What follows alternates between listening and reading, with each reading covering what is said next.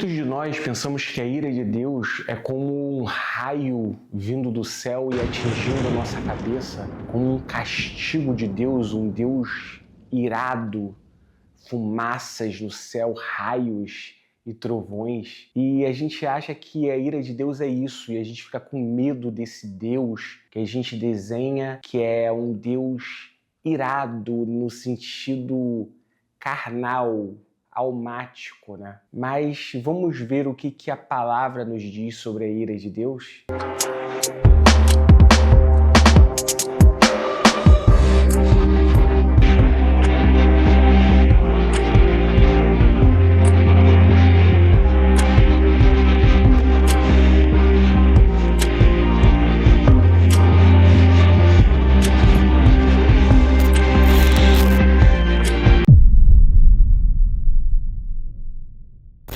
Em Romanos capítulo 1, versículo 18 em diante, a gente vai ter aqui uma explicação sobre a ira de Deus, né?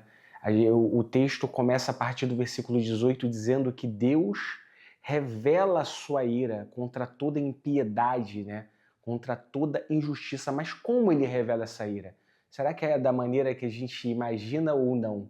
No versículo 21, olha o que a gente pode ver. Porque tendo conhecido a Deus, não glorificaram como Deus, nem lhe renderam graças, mas os seus pensamentos tornaram-se fúteis e os seus corações insensatos se obscureceram. Dizendo-se sábios, tornaram-se loucos e trocaram a glória de Deus, imortal, por imagens feitas segundo a semelhança do homem mortal, bem como de pássaros, quadrúpedes e répteis. Por isso, Deus os entregou à impureza sexual segundo os desejos pecaminosos dos seus corações para a degradação dos seus corpos entre si.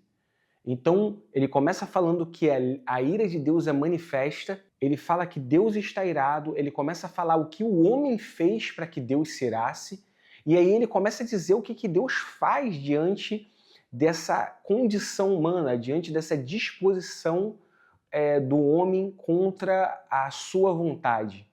E aí, o interessante é a gente notar aqui que no versículo 24 fala, por isso Deus os entregou. Não fala que Deus mandou um raio do céu, Deus fulminou aqueles que pecaram, não. Fala que Deus os entregou. Entregou a quê? As suas próprias vontades, as suas próprias paixões. E aí, no versículo 25, ele diz outra coisa que o homem faz. Trocaram a verdade de Deus pela mentira e adoraram e serviram as coisas e seres criados no lugar do Criador. Então o homem começa a adorar a criação no lugar do Criador. Além do mais, versículo 28, visto que desprezaram o conhecimento de Deus, ele os entregou pela terceira vez a uma disposição mental reprovável para praticarem o que não deviam. E aí ele vai chegar aqui no versículo 32, falando que esses homens têm o conhecimento do justo decreto de Deus, de que tais coisas merecem a morte, mas não somente continuam a praticá-las, como passam a aprovar quem as pratica. Então o que é a ira de Deus, irmãos? A ira de Deus é a entrega, é Deus entregando a gente para a gente fazer aquilo que a gente quer, aquilo que a nossa alma deseja. Eu acho que isso é fundamental para a gente entender por quê. Porque a gente passa a perceber que o quão perigoso é quando a gente começa a nossa caminhada cristã e a gente, no início, a gente faz uma coisa errada e se incomoda e fica triste, né? E aquilo ali faz mal, a gente não tem mais aquela natureza. Mas a gente continua, às vezes, nessa prática até o ponto que a nossa mente fica entorpecida e a gente não sente mais culpa. A gente passa a não sentir mais culpa. A gente acha que aquilo que antes trazia vergonha, a gente começa a achar como natural. A gente naturaliza o nosso pecado. E aí isso é um perigo. O perigo não é quando você se sente mal. O perigo não é quando você fica triste. O perigo não é quando você fica angustiado depois que comete um erro. Isso não é um problema. O problema é quando você começa a não sentir mais nada.